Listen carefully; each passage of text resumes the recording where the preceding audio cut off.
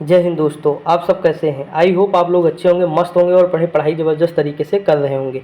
देखिए, आज हम देखते हैं राज्यसभा से संबंधित जितने भी इंपॉर्टेंट क्वेश्चन हैं वो सारे हम डिस्कस करते हैं। देखिए, मैंने लोकसभा से संबंधित कल सारे क्वेश्चन डिस्कस कर दिए थे। लगभग 30 से 35 के बीच क्वेश्चन थे और हम आराम से डिस्कस कर लिए थे। आज हम राज्यसभा से संबंधित जो है क्वेश्चन डिस्कस करेंगे। और सुबह वाली वीडियो में मैंने आज नेशनल पार्क पढ़ाया था। देखिए, उसका एक पार्ट हो गया है, दूसरा पार्ट आएगा और नेशनल पार्क आपके मुट्ठी में होंगे, यानी 1 से 2 नंबर आपके एग्जाम में पक्के हो जाएंगे।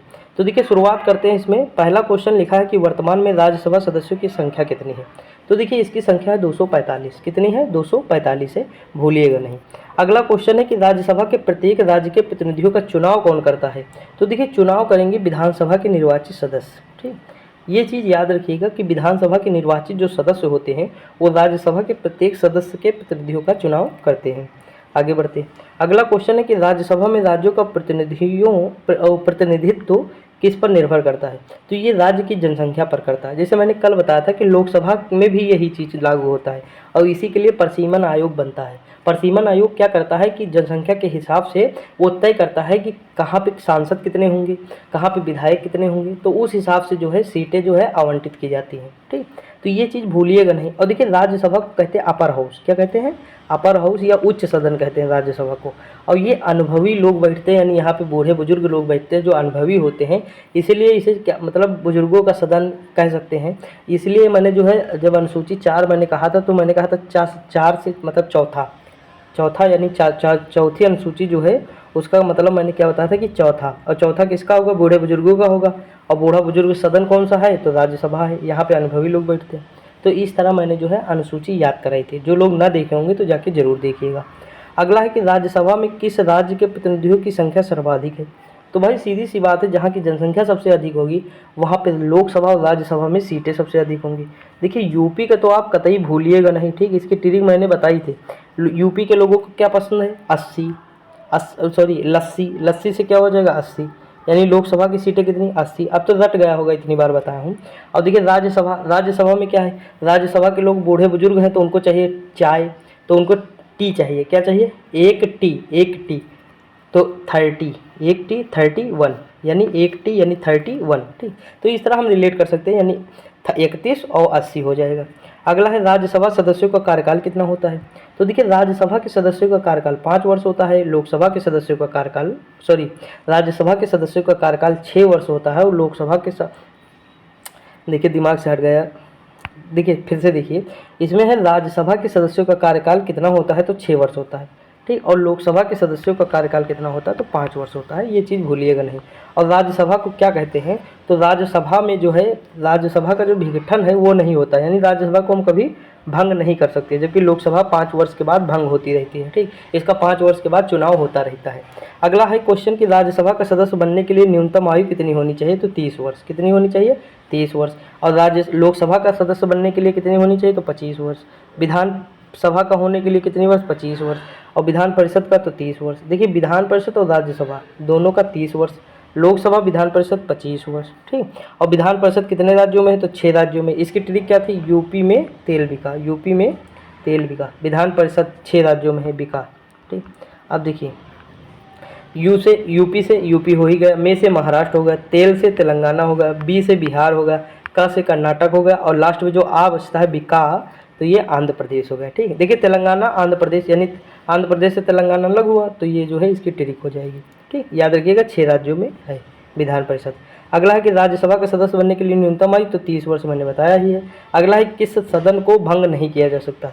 तो ऊपर मैंने बताया था कि राज्यसभा को हम भंग नहीं कर सकते हैं। इसके एक मतलब जो इसके सदस्य होते हैं ना, उनका चुनाव हम प्रत्येक जो है 2 वर्ष में मतलब जो है सेवानिवृत्ति करते रहते हैं। 1/3 भाग, यानी 1/3 सदस्य जो है 2 वर्ष के बाद सेवानिवृत्ति होती रहती है उनकी। और उनका सदस्यों का कार्यकाल कितना होता है, तो 6 वर्ष होता है। ठीक, आगे बढ़ते हैं। अगला क्वेश्चन है कि लोकसभा व राज्यसभा में गणपूर्ति संख्या क्या है।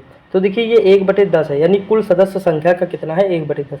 यानी इतनी जनसंख्या होनी ही चाहिए तब जाके सदन स्टार्ट होगा, वरना सदन जो है वो मतलब न्यूनतम संख्या है 1/10। जैसे मान लीजिए कि 500 सदस्य हैं। ठीक, टोटल कितने हैं? 500, और इसका 1/10 कितना होगा? 50। यानी अगर 50 लोग होंगे सदन में तो इसकी कार्यवाही शुरू होगी। ठीक, याद रखिएगा। अगला है कि वह कौन सा सदन है जिसका अध्यक्ष उस सदन का सदस्य नहीं होता है, तो राज्यसभा है। और ये क्वेश्चन उपराष्ट्रपति में भी आया था कि उपराष्ट्रपति जो होता है वो जो है राज्यसभा का सदस्य नहीं होता है। अगला क्वेश्चन है कि लोकसभा द्वारा पारित धन विधेयक राज्यसभा को प्राप्त होने के कितने दिन बाद तथा लोकसभा को लौटाया जा सकता है, तो 14 दिन बाद जो है लौटाया जा सकता है। और धन विधेयक आर्टिकल क्या है, तो 110 है। कहाँ पारित होता है, तो केवल लोकसभा में पारित होता है।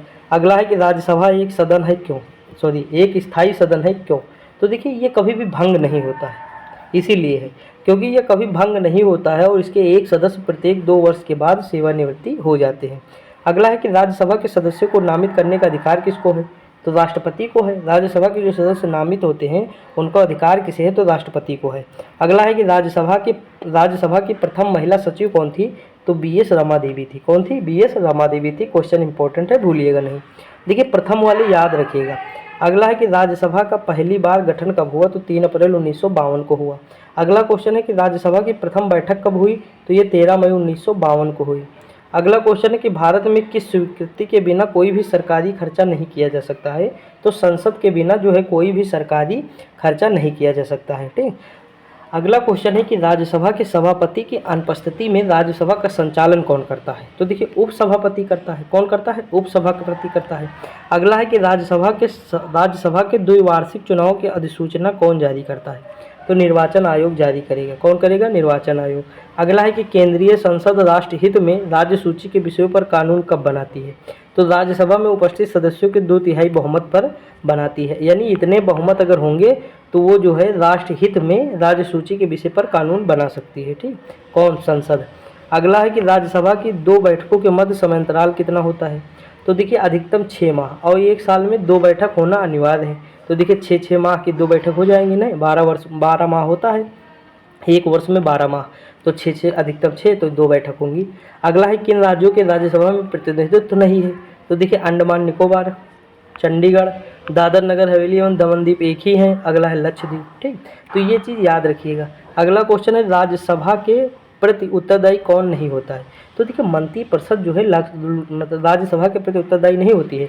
मैंने बताया था कि लोकसभा, जब कल मैंने बताया था कि लोकसभा जो है ये सामूहिक रूप से मतलब मंत्रिपरिषद जो है इसके सामूहिक रूप से किसके प्रति उत्तरदायी होते हैं, तो लोकसभा के प्रति उत्तरदायी होते हैं, राज्यसभा के प्रति उत्तरदायी नहीं होते हैं, क्योंकि सदन का नेता जो होता है वो कहाँ है, लोकसभा से होता है। ठीक, आगे बढ़ते हैं। अगला क्वेश्चन है कि भारत के कौन से प्रधानमंत्री राज्यसभा से सदस्य रहे, तो देखिए ये थे श्रीमती इंदिरा गांधी और मनमोहन सिंह। 2 लोग क्या थे, राज्यसभा से जो है सदस्य थे और प्रधानमंत्री भारत के बने। तो ये चीज़ याद रखिएगा। ठीक, तो देखिए दोस्तों इसमें जो लोकसभा मैंने कल बताया, राज्यसभा आज बताया, तो जितने भी क्वेश्चन बन सकते थे सारे डिस्कस। देखिए कहीं पे शायद बोलने में दिक्कत हो जाती है तो उसके लिए क्षमा कीजिएगा। बाकी मतलब मेरी कोशिश रहती है कि कंटेंट जो है आपको ज़्यादा दूँ। जैसे मान लीजिए क्वेश्चन पढ़ता चला जाऊँगा तो 2-3 मिनट 4 मिनट में हो जाएगा, लेकिन अगर मैं एक्सप्लेन भी करूँगा, पिछला रिवाइज भी कराऊँगा, तो उससे आपका फ़ायदा होगा PYQ की।